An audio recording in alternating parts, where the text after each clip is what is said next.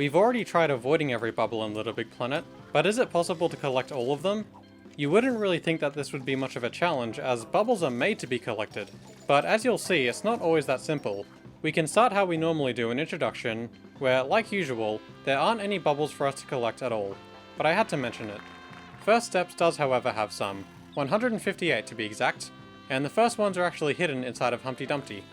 But the rest of the bubbles in the level are all quite easy to get, with the most out of the way ones being on top of this ledge. And while we already know that it's possible to collect all 18 of the prize bubbles, we can still get them anyway. And then for an even more true completion of the level, we can also finish the one race that's found here. Then once we make sure to collect the 20 score bubbles that are emitted by the meerkats, we can finish First Steps with everything collected and completed. Get a Grip surprisingly has far less score bubbles than the last level, with only 31 in total, which is actually less than the 51 prize bubbles here.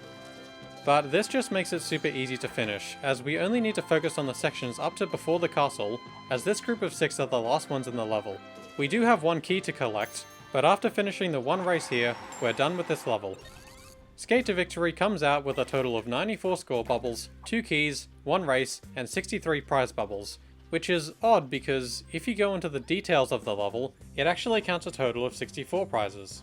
This confused me for a while, but it's just because the prize bubble that's next to the Queen actually contains 2 prizes in a single bubble, which is quite unique. But anyway, the score bubbles around the windmills can be kind of challenging to get, but being able to retry constantly makes it fine. There actually isn't too much that's noteworthy in this level until going past the ×2 area, where we find a row of bubbles attached to string, because I'm not even sure how you're meant to collect these. They're too high to reach from the moving platform, and doing an RCJ only barely reaches them from the higher part. I feel like you're meant to use the boot to fly past them, but this seems kinda difficult for a casual player to do. Then after the boot, it's actually possible to push a score bubble out of bounds using the platform that comes down, so we have to make sure not to do that.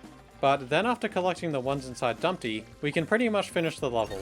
But before heading to the Savannah, we're going to be looking at the minigames too. Skateboard Freefall doesn't contain any bubbles at all, so we just have to finish the race that's in it. Castle Climb Challenge contains 78 score bubbles and a race, but it's not too hard to collect them all before the time runs out. The most interesting part is dropping down to get these ones. For some reason there aren't even any on the clouds.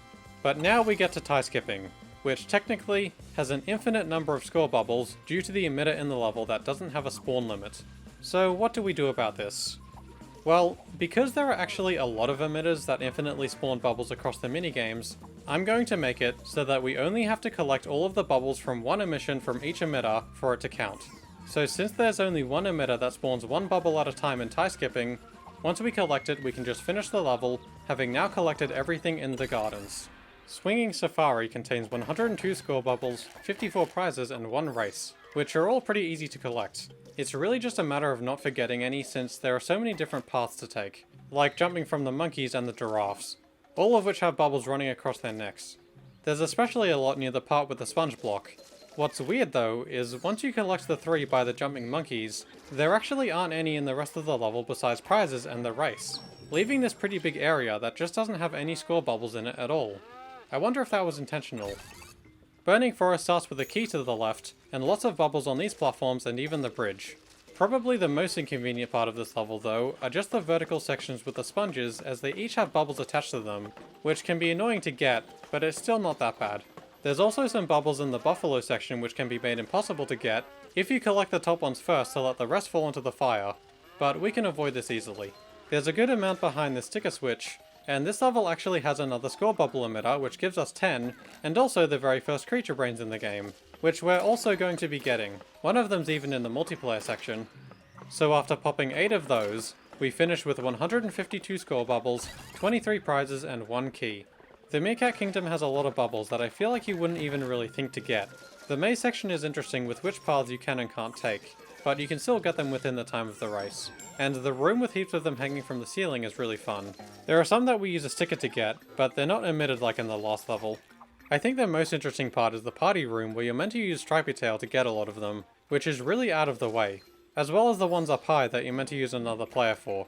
After getting the last ones in the tunnels and on the trees, this level comes out to a total of 44 prize bubbles, 2 keys, 1 race, and 275 score bubbles, which is much more than any other level we've had so far.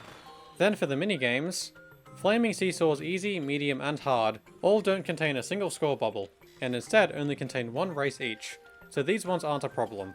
Tunnel Plunge, however, does actually contain bubbles, and also a race. But these ones are actually a bit of a challenge to all get in one go, with one player anyway.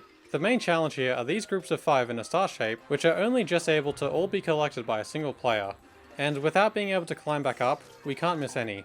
Thankfully there are only 3 sets of these though, with the rest of the bubbles being along the walls and the floor. We just have to make sure to move across both paths at the end, where we then finish the race just in time with a total of 45 bubbles. Meerkat Bounce is a bit more interesting than the last survival game, as there are now 3 bubble emitters, which each emit 8 bubbles at once. 1 for the top row and 2 for the bottom. And again, since they infinitely spawn, we only have to collect 1 group of 8 from each emitter for it to count. Thankfully, due to how slow they move, it's quite easy to collect all from each set before they leave. The first 2 spawn pretty much immediately, but the second lower one doesn't make its way over to us until about 40 seconds have passed, totaling to 24 bubbles to collect. The wedding starts us off with another pretty easy level, which is nice for what's coming up soon. We just have to make sure to take both paths at the beginning for the enemy and the prizes. One of the more interesting sections here is the grid of bubbles attached to strings, which you can all get eventually just by using the sponges. There are 2 more enemies after this, as well as some out of the way bubbles that you're meant to use them for, but the most interesting thing about this section for me is that there's actually a bubble emitter here activated by the sticker sensor that gives you 10 of them. I don't know why, but I just never noticed it until now. I guess I assumed they fell from the chamber above. Let me know if you knew about it though, and I'm just ignorant. There's some more bubbles above and through the skulls here, so we have to go past twice for them. Then the next section has quite a few of them all above the trampolines. We then get the 2 keys and finish after getting the rest down here, coming out with 3 brains, 63 prizes, and 280 score bubbles, which is quite a lot for a pretty short level, and actually a new highest for us so far. The Darkness is one of the longer levels, but it actually doesn't have that many things to collect, with only 147 score bubbles, 38 prizes, and 1 key. You really can't miss any either with how much they glow in the dark, so we just use the dog when we need to get them all. There are some kind of behind the wall near the candles, but they're not really hiding that much, and you can swing over them with the skull here, but it's not like you can't go back for them. The multiplayer area only contains prizes, then we use Don Lu to get some more until making it all the way to the end, where the ones on the bridge are easy to get because they're glued down, moving us to the next level. If you're familiar with Skulldozer, you might know that it can be extremely annoying just trying to get all of the prize bubbles in a single playthrough. So getting all of the score bubbles as well, with branching paths, out of reach areas, and pits of gas for them to fall into? Yeah, there's no way I can do this on my own. This level probably has the most bubbles that can become unobtainable just because of the Skulldozer going past them. But that's why I've called on the help of Metropolis, Fritt, and Ads, some very skilled players from the speedrunning community whom I couldn't have done this without, and while we might not need this many players, it definitely helps having as many as we can. So the main issue with this level is that you pretty much have a time limit on collecting each bubble with how fast the Skulldozer is moving towards you, but this is where a pretty cool strat comes in. Since the Skulldozer's speed is actually directly tied to how close someone is to it, what we do is have one player stay extremely close the entire time to immensely slow it down, giving us much more time to collect everything. With this, we can pretty effortlessly collect all of the bubbles and prizes on both top and bottom paths, while still having enough time to set up the special jumps to get the harder bubbles, as these ones on top of the skulls are just out of reach normally. There's no way this level was created with actually collecting everything in mind. There are still some scary sections where you do need to get a bit lucky with how things are knocked down, but definitely not impossible considering we were able to do it. We actually almost missed the very final one in the level, but a last second co-op jump saved the day, finishing the race just in time while also having collected a total of 267 score bubbles and 18 prize bubbles. But now it's time for some more easy levels. Wobble Poles contains 1 race and 169 score bubbles, which is a lot for a minigame, and it was definitely designed with multiple players in mind with the split paths. But the way I had to do it was by taking one path, finishing the race due to the limited time, then going back to clear the other paths, which maybe isn't perfect execution, but it works. Bubble Labyrinth is also pretty interesting, as it probably has the most split paths than any other level, even if they are very small paths. As long as you take your time and plan the route properly, this one isn't a challenge at all to get all of the bubbles within the race time, which there are 102 of. The Dangerous Descent is quite cool for a survival game, as it actually begins with 4 bubbles that are already in the level, so these get to be counted on top of whatever gets emitted. And there's a total of 4 emitters that we need to worry about, which each emit a platform with a hole and 2 accompanying score bubbles being in different positions each time. The 4 positions are far left, far right, middle left, and middle right, and the spawn order is the same every time. Middle right appears first, then middle left follows the second spawn after that. Far left is straight after this, then for some reason it takes like 18 more seconds for the far right one to spawn. But after we get its bubbles, we can finish with a total of 12 and head to the canyons. Considering that Boomtown is the level with the greatest number of prize bubbles at 81, it actually doesn't have that many score bubbles compared to a lot of other levels, coming in with only 121 of those. And also, similar to Skate to Victory, the number of prize bubbles here doesn't actually match the number of prizes in the level, as when you check that number, it's only at 80. This is because, for some reason, the cactus sticker that's found to the right of Devante has also been placed on top of one of the buildings later in the level. Anyway, there isn't too much of a challenge in this level so long as you collect all of the score bubbles before they fall into spike pits, like near the fireballs and especially in the first ×2 area, where they would normally roll straight down the hill if you weren't in the way. The rest is just being thorough, as there's a lot of loose ones like in the piñata. The drop in front of the jail would probably be a pretty big problem, but being able to use the jetpack afterwards lets you get them all easily. And that's pretty much it, where as long as you just get the 2 keys in the level, we can move on to the mines. This level totals 228 score bubbles, 42 prizes, 15 brains, 1 race and 2 keys. Quite a lot to collect. Thankfully though, most of the score bubbles are glued down this time and we can get a majority of them quite easily, killing the enemies along the way. The little cannon section can be annoying, but definitely possible. Then we just make sure to get all of the ones on these spinning wheels. At the section with the flipping ramp, it's actually super easy to blow up some of the bubbles if you don't collect them first, which can make them hard to get, but it's easy to avoid. And this is where we get up to one of the hardest sections that we've had so far, which is this minecart auto-scroller after the race ends. First of all, there's this enemy in the fire, which I don't believe they even expected you to kill because there's not really any way to do it without dying. But as long as we can kill it, it's fine.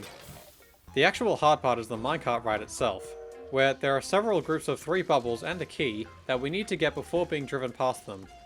This isn't actually too hard just by spacing your jumps well, but this quickly changes upon reaching the downhill, where the minecart speeds up dramatically. The obvious solution is probably just to get 4 players here to increase your chances of getting everything, but I was actually able to do it with only 1 using a small trick. By waiting for at least 4 other minecarts to go past before hopping in, it actually gives you a lot of space to jump around and collect the bubbles once you've stopped moving. The only thing is that you just have to be able to get all of the ones before this, but this is more than doable even with a single player. Thankfully the next minecart section doesn't have bubbles like this, but it does have another enemy that we aren't meant to kill. Only this one is a lot easier to take out without dying, as we just have to walk down to it. Then after doing the ×2 area, using the sticker, getting the key, and killing the rest of the enemies, we can run down to the scoreboard and finish the mines while collecting everything. Serpentine is a lot easier for us, as this time there aren't really any auto-scrollers to worry about, where, like most times, it's just about knowing where everything is and not forgetting anything. But there are the most brains here that we've had so far, with how some enemies have 3 instead of 1. It is surprisingly easy though to completely lose some prize bubbles, like this one from the snake if you don't collect it fast enough. We also have another uncommon instance of an emitter giving us score bubbles in a story level, as this snake statue vomits 20 of them out with some nice velocity. After collecting the 5 on the bridge though, the only thing left is 1 prize bubble just before the boss fight, finishing with 169 score bubbles, 31 prizes and 23 brains. Wrestler's Drag is super easy, as the only thing here is a race that we have plenty of time to finish. There aren't any bubbles at all. Then pretty much the exact same thing applies to Puzzle Wheel, where the puzzle isn't even that hard. The 3 roller run levels are a bit more interesting, as these each have a race and also some score bubbles. Easy is definitely the easiest, with only 3 wheels at the end having 8 each, totaling to 24. There's also an extra wheel out of bounds that I didn't know about.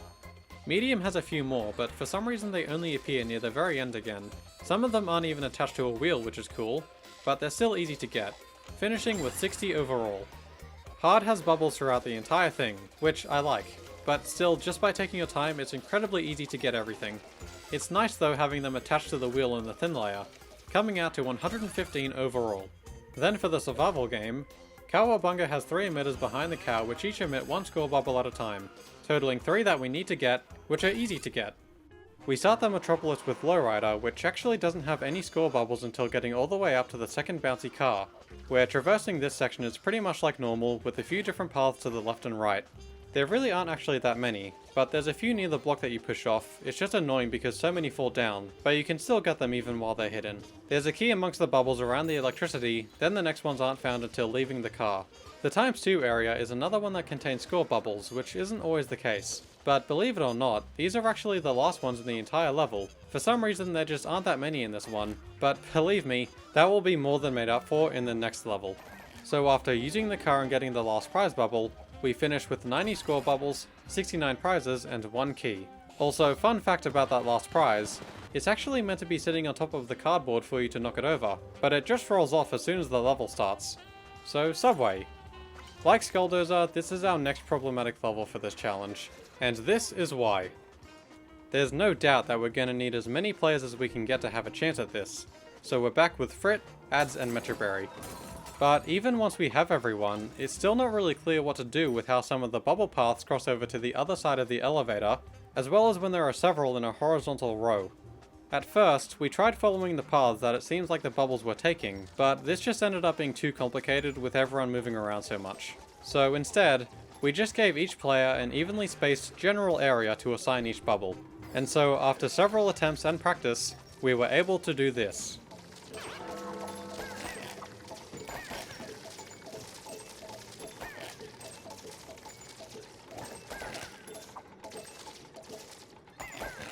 Definitely the hardest section that we've had so far, and there's still the elevator at the end of the level, but it's just so satisfying being able to get all of these ones. And by the way, like Boomtown, this is also a level that has one more prize bubble in it than prizes, as there are two right next to each other on the first elevator that contain the same thing. You can even see one of them disappear as you collect the other one.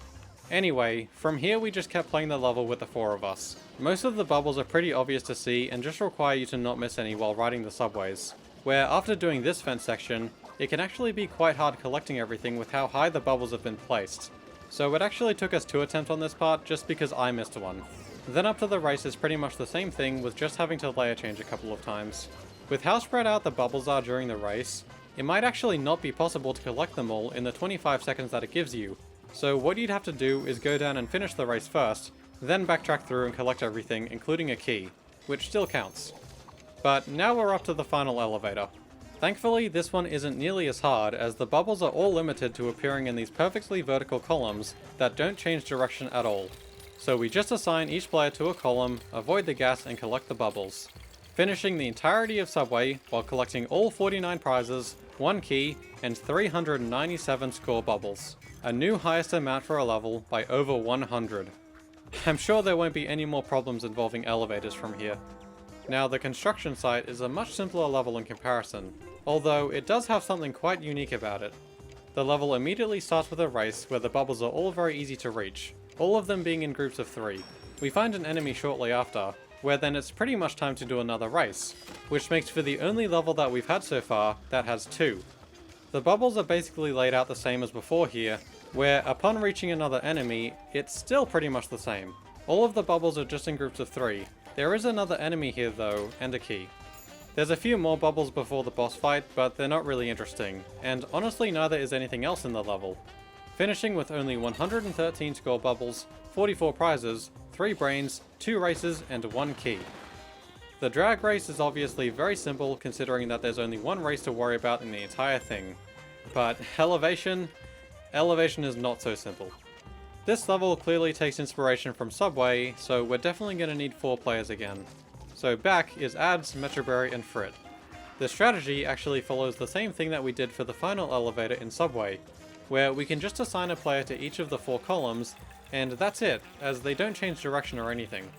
There are very few hazards on the first elevator, so it's barely even worth showing. The second one is a bit more interesting, as there's more to collect and more to watch out for, but still easy enough to do it first try without any mistakes. If we were good enough. One of us actually did die, but thankfully it didn't cause us to lose any of the bubbles on this one. The third and final elevator is where things start to get really interesting though, where we mostly still use the same strategy as before, but that gets a bit challenging when it comes to this single bubble in between 2 pieces of gas on the 3rd column. And while this might be possible to collect without issues, it was just too hard to deal with through the online lag. So the solution? Well, since there isn't a bubble in the first column at this part, We can just make the second player get that bubble in the third column, while the first player then gets the bubbles in the second column, where we then return to our original positions.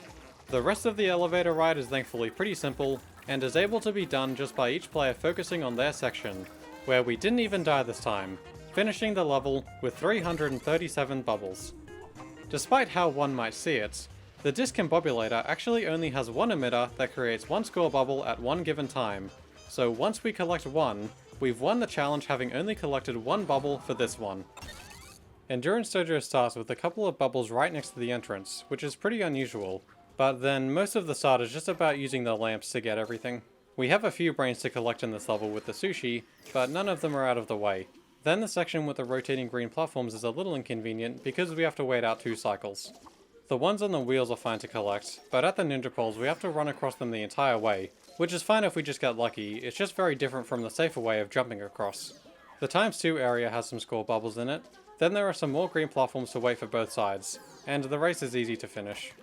The most hidden bubbles are definitely these ones near the bouncy platform, where you don't see them at all if you don't go high enough.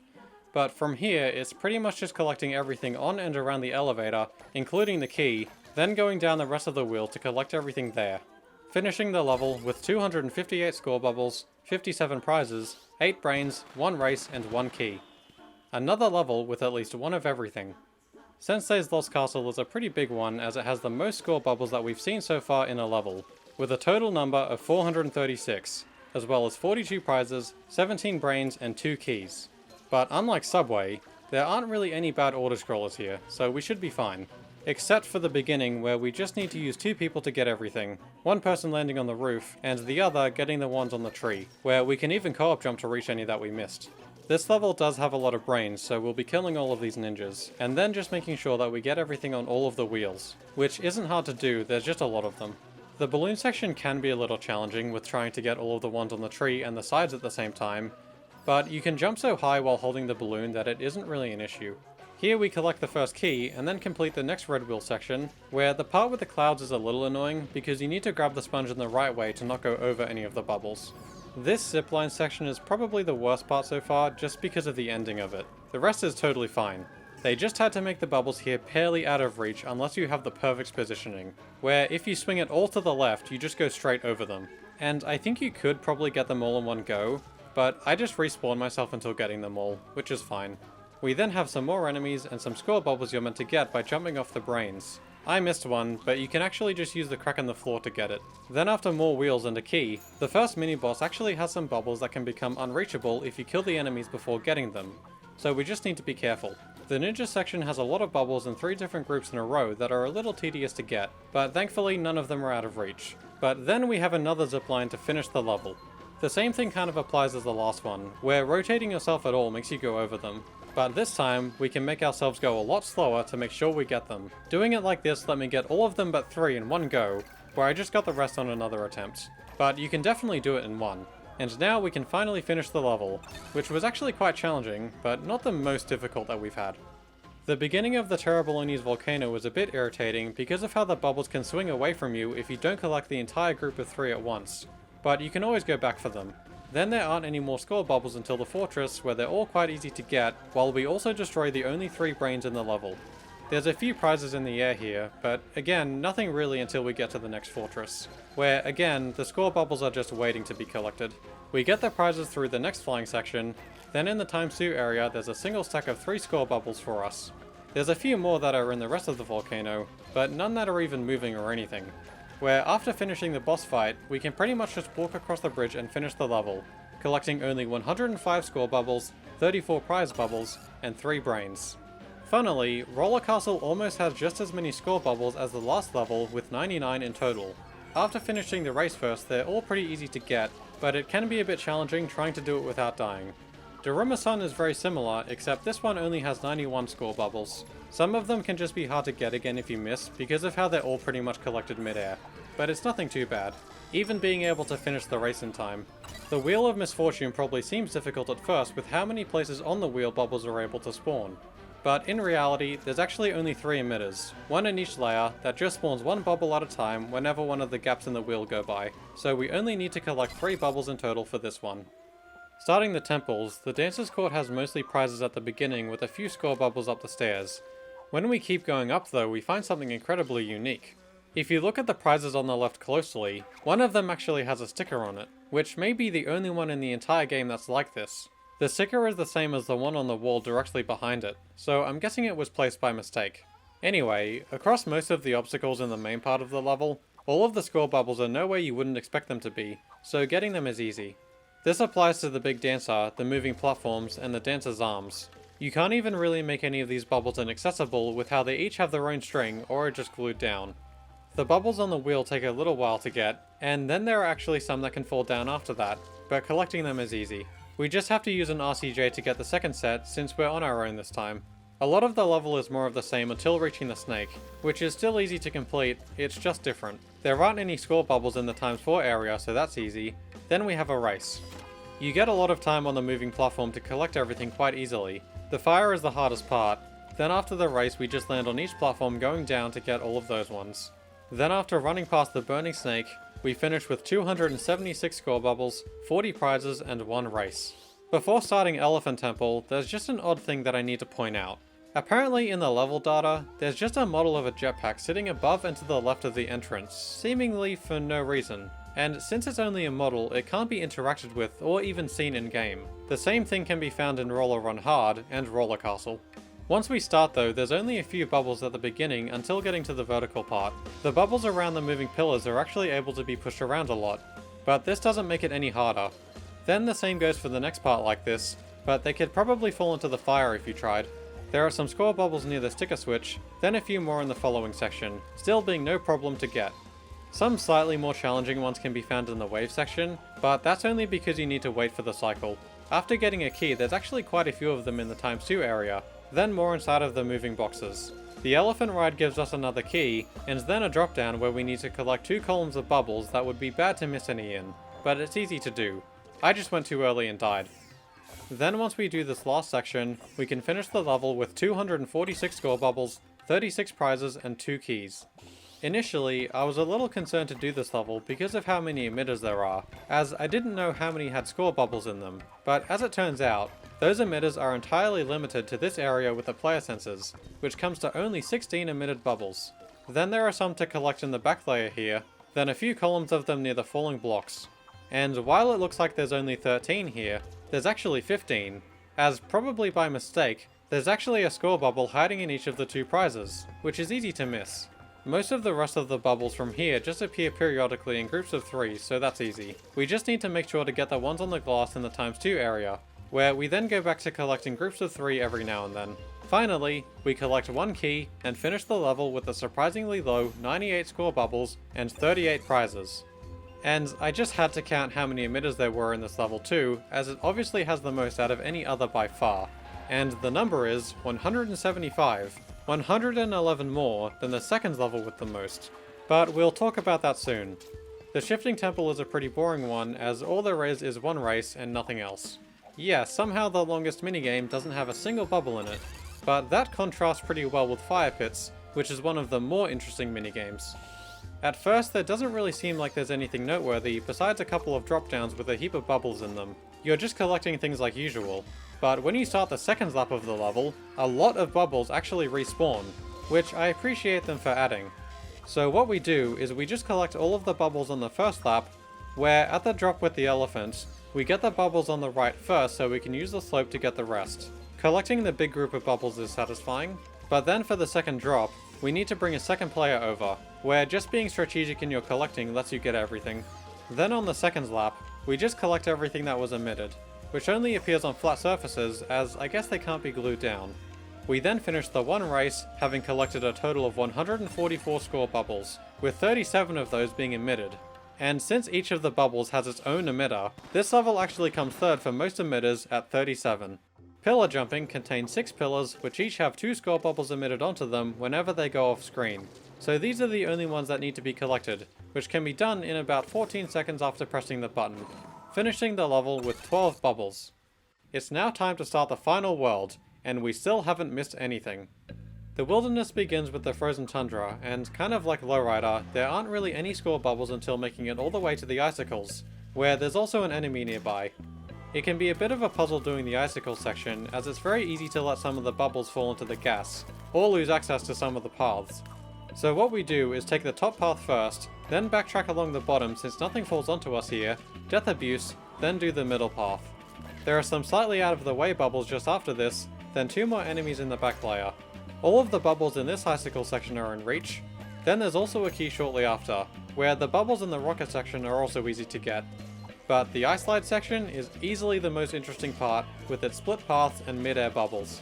It's actually pretty easy to get all of the bubbles on your own just by taking your time and doing the whole thing across multiple attempts. But I thought it was important here to try and get them all in one go, as it was probably intended. So with some help from Fritt, we were able to take a very specific path with a lot of precise movement and layer changes to collect all of the bubbles without any real backtracking, while also finishing the race in time. The hardest part is definitely where the first prize bubbles are, and there are also some score bubbles at the start that you can't get unless you actually try to. There isn't much more to the level after this, with just the multiplayer area and a few enemies left, finishing with 284 score bubbles, 51 prizes, 8 brains, 1 key, and 1 race. The bunker starts off with a few bubbles right at the beginning, and then more in the first wheel. Also, this level is going to have a lot of brains in it too. We've already collected one so far. There's some more bubbles in the back layer here, then the ones on the rotor tubes are easy enough to get. Then we also get a key while we're here. There's a few near the ×2 area, but it's mostly just prizes, where there's then a few more enemies in the following section, and more bubbles in the back layer that are easy to get too. We're really just collecting everything that comes up in front of us until the main wheel. It's actually all very easy. The wheel itself isn't too bad either though, as long as you just stay on pace with its rotation. There isn't a challenge in collecting any of these. That is, until getting to the outer ring, where things get a bit complicated. I've gotten some more help from Fritt for this, and you'll see why in a second. For some reason, there's several bubbles here that just aren't glued down, so you never really know what you might have to do. Like having to collect these 2 that are just down here for some reason. But why having 2 players is useful is just because of the ending, where there's a prize bubble on top and a score bubble down lower.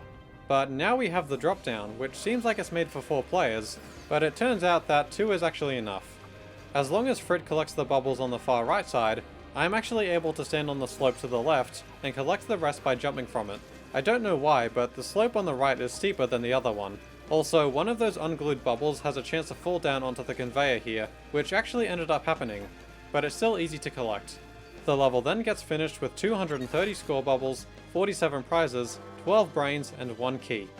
The start of the collector's lair is a bit like Subway, where it's just a downwards order scroller, except this time it looks like it only requires 2 people to do.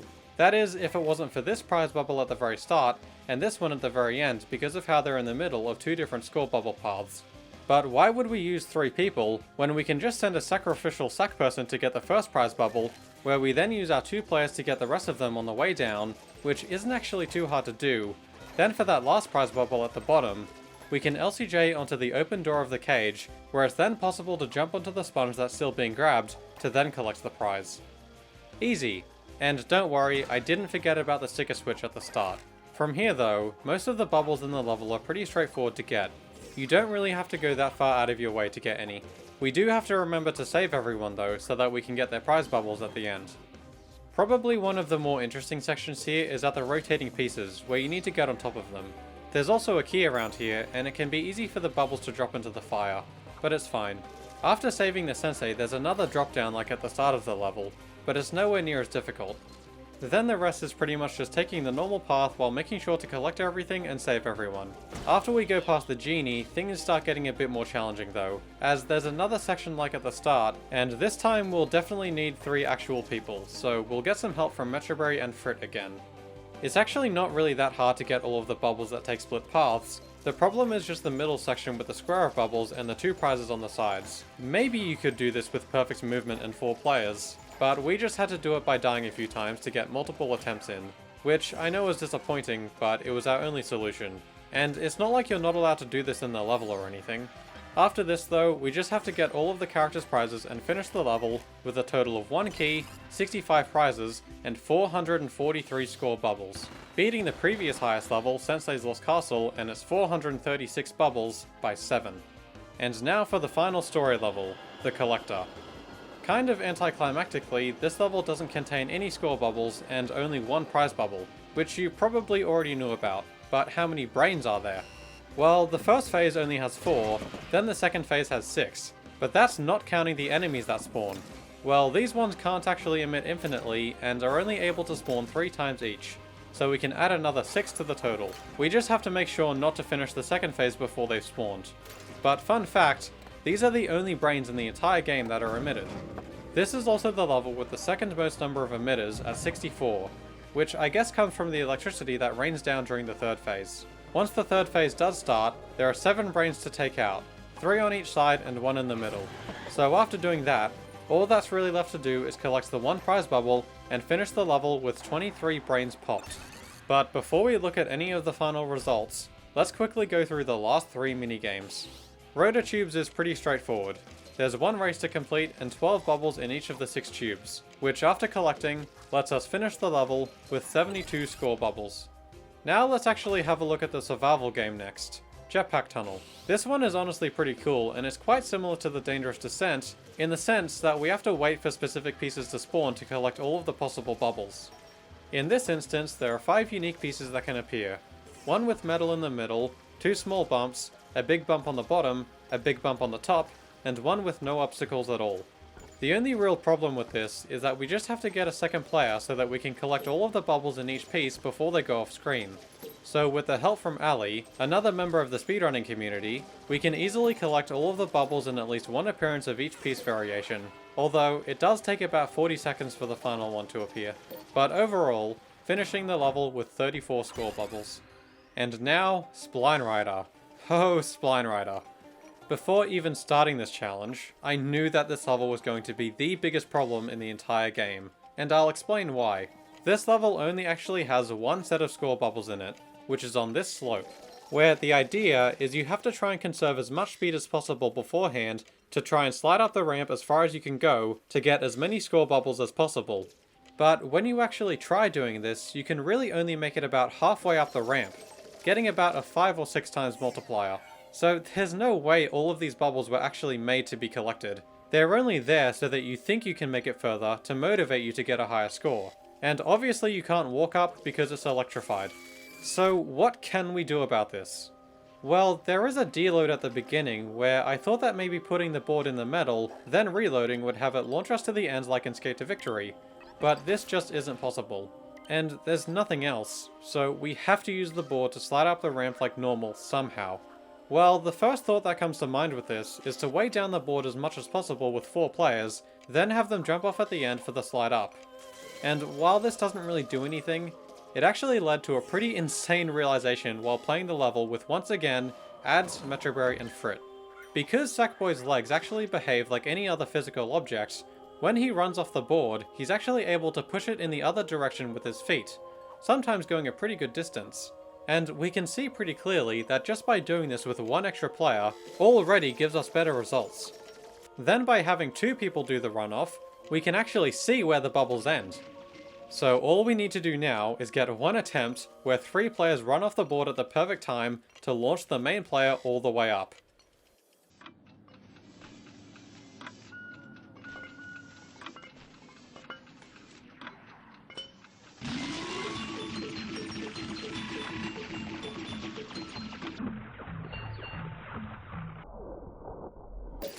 And just like that, even while doing an RCJ at the very end to barely reach, we have collected every single bubble in the entirety of LittleBigPlanet, as well as managing to get the last few in the game that have likely never been collected in the 17 years that they've existed for. I honestly never thought it would be possible to get these. And even with the death, there's still plenty of time to finish the race and the level as a whole with 59 score bubbles. Except, about the race in this level, there's actually 2. Yeah, for some reason, there's just an extra race gate out of bounds at the start here, that even while doing the deload from earlier, I can't actually find any way to access it. You just can't squeeze through any of the gaps or make it to any useful platforms. But feel free to try it yourself. So yeah, this race gate is seemingly the only thing that is impossible to complete in the entire game. Which is disappointing, but hey, this video was about collecting all of the bubbles, so I'd say that we actually still successfully beat the challenge. So on that note, let's take a look at our results. Across all of the story levels, we collected 25 keys, 13 races, 123 brains, 1,099 prize bubbles, and exactly 5,000 score bubbles. Which I can only assume to be an incredible coincidence for it to be such a round number. I doubt it was intentional. Either way though, it's amazing and I love it. With 76 of those score bubbles and 6 of the brains being emitted. Throughout the minigames, we collected 1,485 score bubbles and finished 22 out of the 23 races, making for a grand total of 6,485 score bubbles and 36 races that are in the entire game. The top levels with the most score bubbles were the Collector's Lair, Sensei's Lost Castle, and Subway, then Elevation and the Frozen Tundra. Also, the Dancer's Court only has one more than the Meerkat Kingdom. Serpentrine and Bubble Poles contain the exact same number as each other, and so does Swinging Safari and Bubble Labyrinth, and with 10 levels having none at all. This was another one of those challenges where I really wasn't sure how interesting it was going to be until finishing it, as like I said at the beginning, bubbles are meant to be collected, but as you saw, there's a lot of sections where it's actually incredibly challenging to get them all even if you have 4 players, but thankfully not impossible. So this might actually be the first challenge where we successfully completed our initial goal, as that one race in Spline Rider was really just an extra challenge that I thought we might as well do alongside the bubbles. So a massive thank you to Fritt, Ads, and Metroberry for helping me do the hardest parts of this challenge, including collecting the bubbles that had likely never even been reached before, as well as Ali for helping in Jetpack Tunnel, and SilentTem for helping me out with visualizing some of the levels throughout the video. And for anyone curious, you can find the spreadsheet that contains all of the bubble, key, race, and emitter counts for every single level in the description. Thanks for watching.